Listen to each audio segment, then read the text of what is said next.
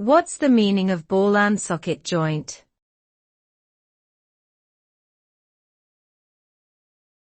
Ball and socket joint.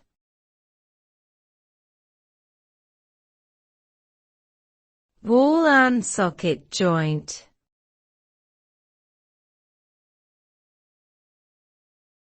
Ball and socket joint.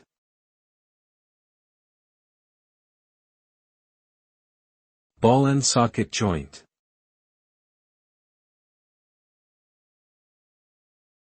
A ball and socket joint is a type of joint found in the body that allows for a wide range of movement in multiple directions.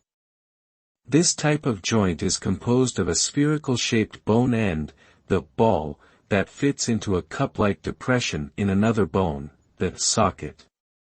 Ball and socket joints are found in several areas of the body including the hip and shoulder joints.